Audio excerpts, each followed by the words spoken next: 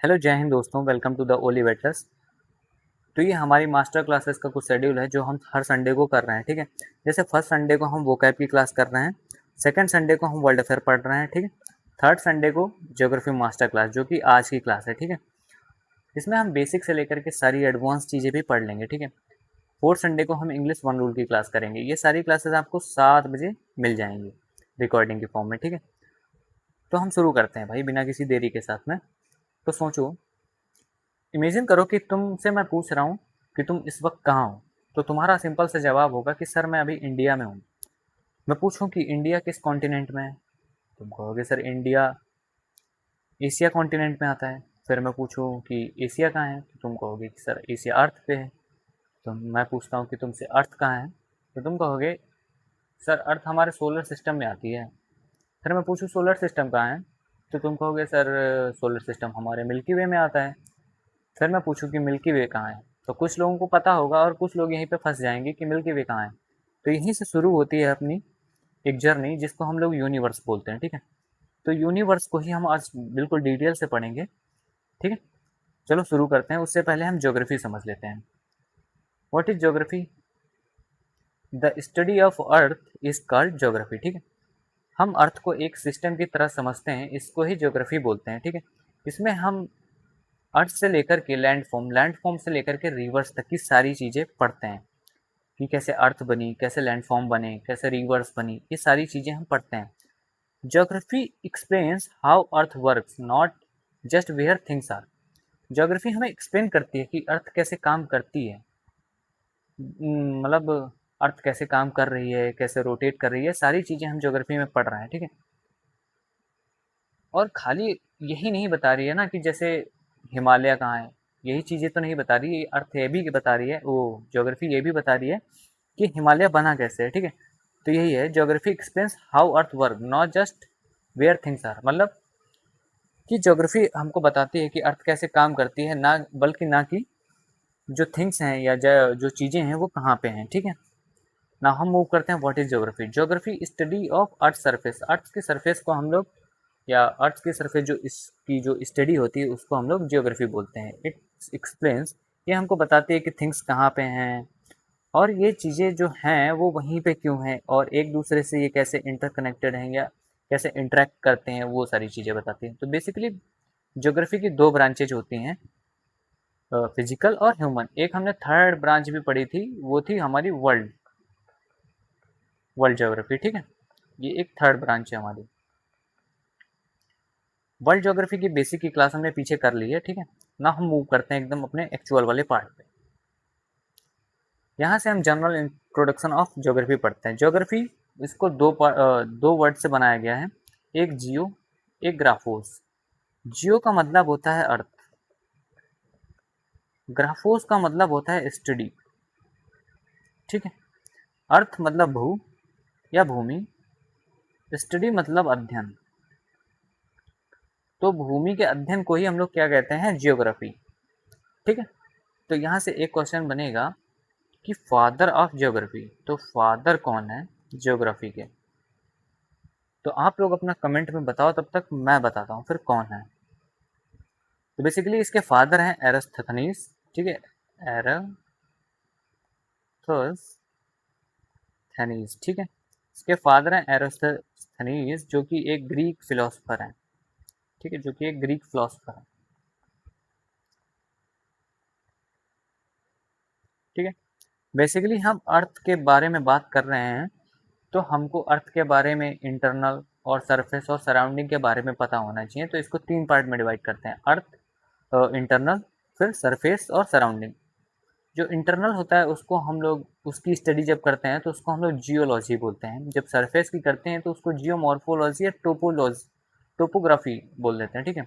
Geomorphology, topography, ठीक है। और ओशियन में वही बात करेंगे, जहाँ पे ओशियन है तो उसको हम लोग बोलते हैं ओशियनोग्राफी। हम सराउंडिंग की बात कर लें तो एटमॉस्फेयर और यूनिवर्स। तो हम बेसिकली आज यूनिवर्स पढ़ेंगे, ठीक है। Definition, study of the earth as a एडॉप ऑफ मैन, ठीक है। ये हमारी बेसिक से डेफिनेशन हो जाएगी। नाउ मूव करते हैं आगे।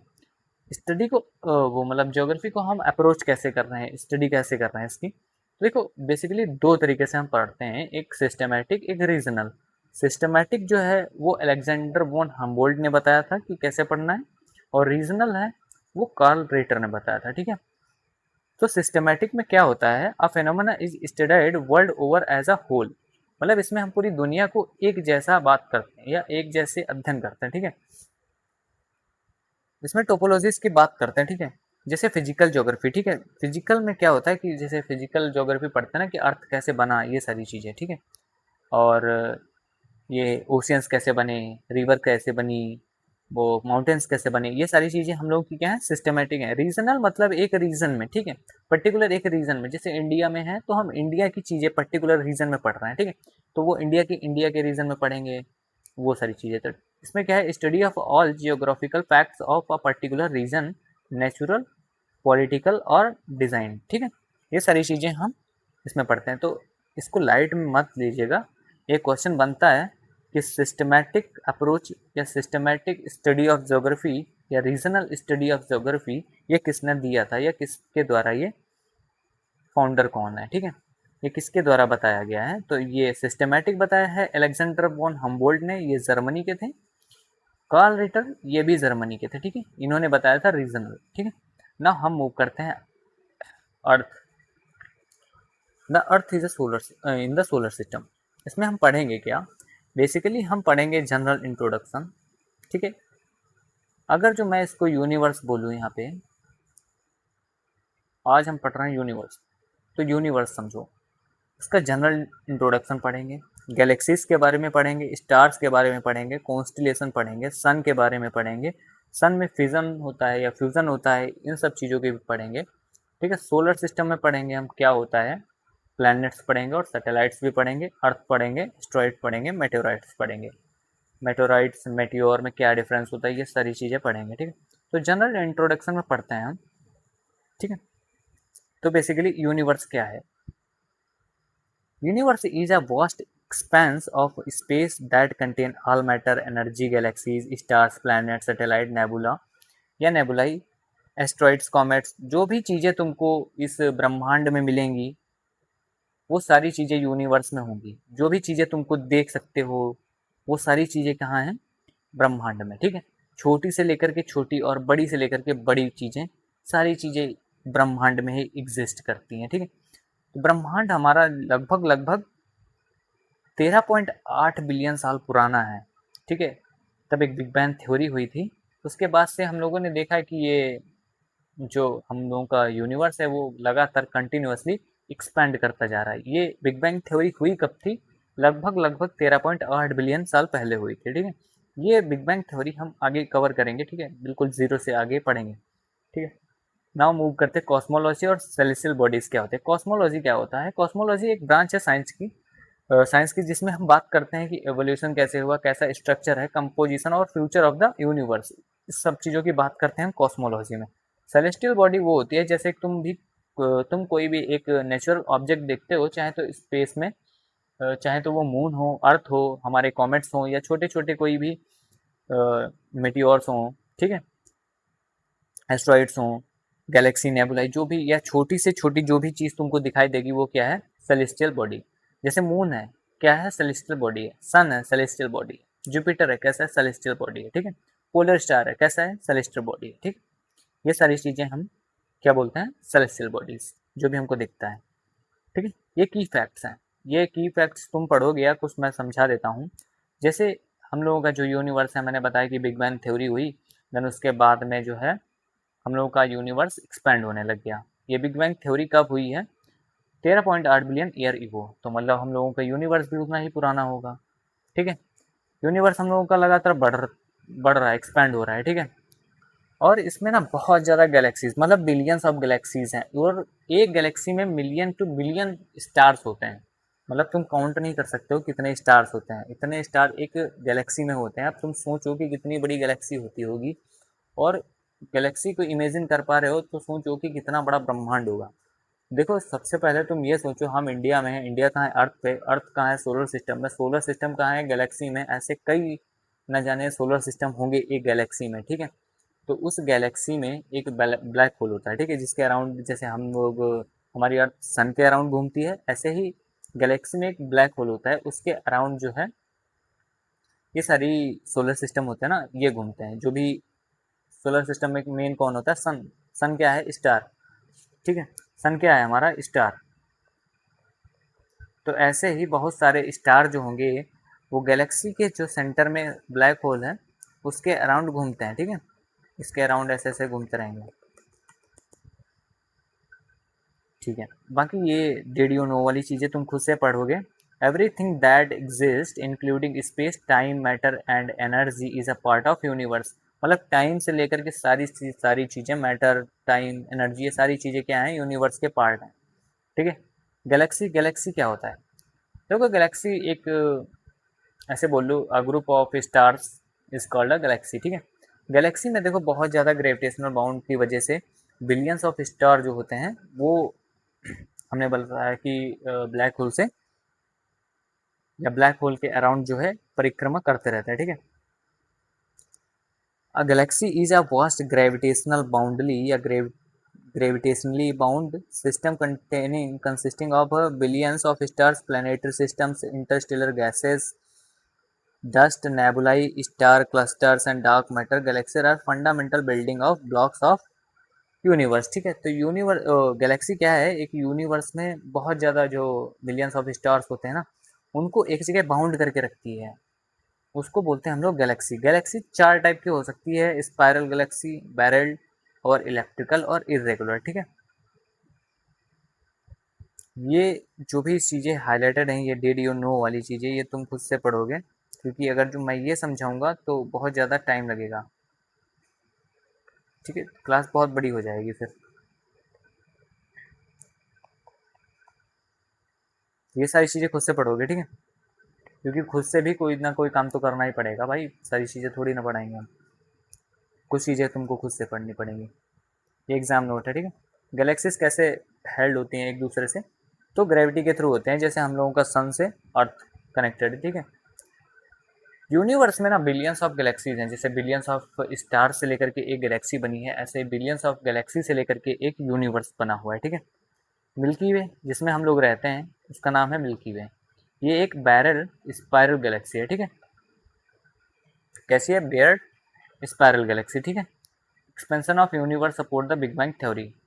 जो यूनिवर्स का एक्सपेंशन है ना, वो किससे सपोर्ट करता है? बिग बैंग थ्योरी को सपोर्ट करता है। बिग बैंग थ्योरी हम लोग पढ़ेंगे। ठीक है, Edwin Hubble discovered the that galaxies are moving from each other. जो एडविन हबल है ना, उन्होंने ही ये चीज़ डिस्कवर की थी कि जो गैलेक्सीज हैं वो एक दूसरे से अलग मूव कर रही हैं, मतलब एक दूसरे से दूर जा रही हैं। रेड शिफ्ट और ब्लू शिफ्ट एक होता है जो कि हम लोग आगे पढ़ेंगे। ठीक है, एक रेड शिफ्ट होता है,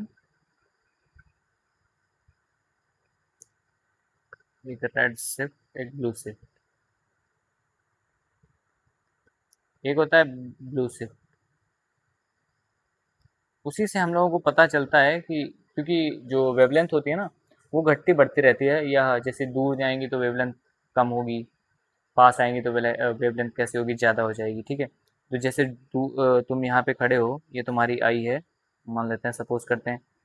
तो अगर जो कोई चीज़ यहाँ पे होगी तो तुमको ऐसे थोड़ा दूर दिखेगी। अगर जो वही चीज़ यहाँ पे है, ये तुम्हारी आई है, और वो मान लो चीज़ यहाँ पे है ऑब्जेक्ट, तो तुमको कैसे एकदम बहुत जल्दी जल्दी दिख जाएगा ना। तो यही चीज़ है रेड शिफ्ट और ब्लू शिफ्ट में। बात करते हैं मिल्की वे गैलेक्सी की। जिस गैलेक्सी में हम लोग रहते हैं उस गैलेक्सी का नाम है मिल्की वे। ठीक है, इसमें बहुत सारे ज़्यादा या बहुत ज़्यादा सोलर सिस्टम है।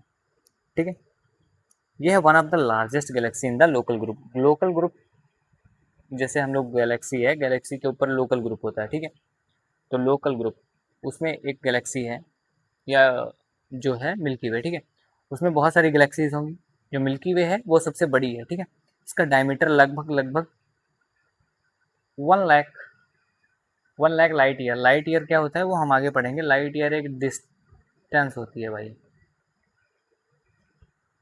ठीक है, लाइट ईयर एक डिस्टेंस है। ठीक है, ये याद रखना है, क्वेश्चन पूछ लेगा कभी कभी, light year, what is light year. ठीक है, इसका डायमीटर लगभग 1 लाख लाइट ईयर के बराबर होता है। इसमें जो है 100 से लेकर के 400 बिलियन स्टार हैं। बस सोचो भाई कि अर्थ अर्थ तो चलो छोटा है, सन, सन के कंपैरिजन में देखो तो सन एक स्टार है। ऐसे ही 400 से लेकर के 500 या 1000, हम लोगों को पता नहीं है कितने हैं, पर बिलियंस में स्टार हैं। सोचो कितनी बड़ी ये मिल्की वे गैलेक्सी होगी, ठीक है। जो हम लोगों का सोलर सिस्टम है ना वो ओरियन आर्म में आता है, ठीक है। ओरियन एक आर्म है या स्क्वायर बोल दो, ठीक है। उसमें ही हम लोगों का जो सोलर सिस्टम है वो लोकेटेड है, ठीक है। और देखो ये एंड्रोमेडा, एंड्रोमेडा जो है वो बहुत या नियरेस्ट गैलेक्सी है, ठीक है, जो मतलब बहुत नज़दीक है गैलेक्सी के अपनी मिल्की वे के। वो कौन सी है? एंड्रोमेडा, ठीक है। देखो जैसे हम लोगों का अर्थ ये है, सपोज करो ये सन है, इसके अराउंड हम लोगों की अर्थ ऐसे घूमती है, ठीक है। तो ये जो ब्लैक होल मान लो है, इसके अराउंड ऐसे हम लोगों की गैलेक्सीज घूमती हैं, है ना, है ना, ठीक है। अब तुम लोगों को ये कन्फ्यूज़न हो रहा होगा कि सर आपने बोला था कि मिल्की वे में एक ब्लैक होल होता है ना, मिल्की वे में ब्लैक होल रहता है, उसके अराउंड सोलर सिस्टम घूमता है। तो बस सेम चीज़ यहाँ पे भी होती है। जो ये हम लोग की मिल्की वे है वो भी एक ब्लैक होल के आगे, ब्लैक होल के उसमें ब्लैक होल के चारों ओर घूम रही होगी, ठीक है। ना हम मूव करते हैं स्टार। स्टार क्या है? देखो स्टार जो है ना वो अपने आप से मतलब उनके पास खुद की लाइट होती है, ठीक है, वो खुद से जलते हैं, ठीक है। जो खुद से जलती है बॉडी उसको ही हम लोग स्टार्स बोलते हैं। वो अपनी एनर्जी खुद से बनाते हैं। किसके थ्रू बनाते हैं? न्यूक्लियर फिजन के थ्रू, ठीक है। फिजन के थ्रू नहीं बनाते हैं भाई, न्यूक्लियर फ्यूजन के थ्रू बनाते हैं। ये बहुत ज़्यादा ज़रूरी है और याद रखना है कि स्टार्स जो है अपनी एनर्जी न्यूक्लियर फ्यूजन की तरह न्यूक्लियर फ्यूजन से बनाते हैं, ना कि फिजन की वजह से। इसमें होता क्या है? हाइड्रोजन और हीलियम होता है। एनर्जी कैसे बनती है? न्यूक्लियर फ्यूजन की वजह से, ठीक है। The sun is the nearest star to the earth. Earth के पड़ोस में कौन है? सन, ठीक है। Star are formed inside nebulae. Star का फॉर्मेशन क्या होता है? नेबुलाई में, ठीक है, नेबुलाई में स्टार का फॉर्मेशन होता है, ठीक है। स्टार जो है ना वो बहुत ज़्यादा डिफरेंट डिफरेंट साइज के हो सकते हैं, कलर के हो सकते हैं, टेम्परेचर भी और ब्राइटनेस भी सब कुछ अलग हो सकता है, ठीक है। ऐसा कोई स्पेसिफिक नहीं है कि इसका इतना ही होगा, इसका इतना ही होगा। जैसे किसी का टेम्परेचर बहुत ज़्यादा होगा, किसी का कम हो सकता है, किसी का साइज बहुत ज़्यादा हो सकता है, किसी का कम हो सकता है, किसी का कलर डिफरेंट हो सकता है। ये सारी चीज़ें स्टार में देखने को मिल जाएंगी तुमको, ठीक है। Blue stars are hotter than red star. जो ब्लू स्टार होते हैं वो ज़्यादा हॉट होते हैं रेड स्टार के कंपैरिजन में, ठीक है। एग्जाम नोट, ये एग्जाम नोट तुम्हारी है भाई। Star emits their own light, planet do not. मतलब जैसे सन अपनी खुद की एनर्जी बनाता है वैसे प्लैनेट्स अपनी खुद की एनर्जी नहीं बनाते हैं, ठीक है। एनर्जी या लाइट बोल लो, ठीक है। बेसिकली वो सन या स्टार्स बनाते हैं और जो प्लैनेट होते हैं वो वही सन से या जो आने वाली लाइट है ना उसी से अपना काम करते हैं, ठीक है। The sun is G type main sequence star है। जो सन है ना वो हमारा G type main sequence star है। कॉन्स्टिलेशन की बात करें तो अगर जो आसमान में देखो तो एक पैटर्न नज़र आता है तुमको स्टार्स का, उसी को हम लोग कॉन्स्टिलेशन बोलते हैं, ठीक है। एक ग्रुप या एक ग्रुप होता है स्टार्स का जो एक पैटर्न बनाते हैं, ठीक है, एक शेप बनाते हैं, उसको हम लोग क्या बोलते हैं? कॉन्स्टिलेशन बोलते हैं, ठीक है। लगभग अभी हम लोगों ने 88 कॉन्स्टिलेशंस को डिस्कवर्ड किया है, ठीक है।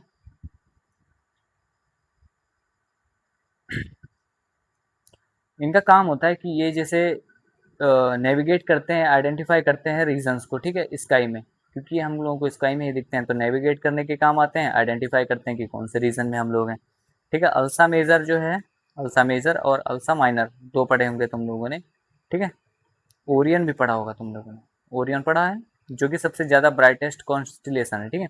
अर्सा मेजर और अर्सा माइनर ये हम लोगों को जो लोकेशन है वो बताता है। देखो जैसे अर्सा माइनर है, ठीक है, उसमें पोलरिस होता है जो कि नॉर्थ स्टार हम लोग बोलते हैं जिसको, वो हमेशा अपनी जगह पे ही रहता है। उससे हम लोगों को पता चलता है कि इधर अच्छा नॉर्थ डायरेक्शन है, ठीक है।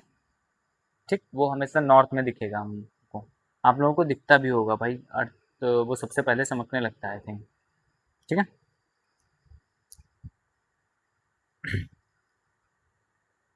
ये की फैक्ट्स हैं भाई मिल्की वे के। मिल्की वे पर घर है भाई, ठीक है। बैरल स्पायरल गैलेक्सी है। डायमीटर कितना पुराना है?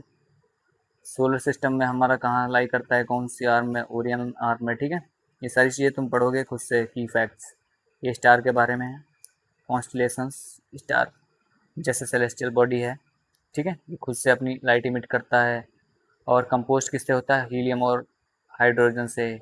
न्यूक्लियर फ्यूजन के थ्रू अपनी एनर्जी प्रोड्यूस करता है। बॉर्न कहाँ होता है, ये बनता कहाँ है, नेबुलाई में, ठीक है।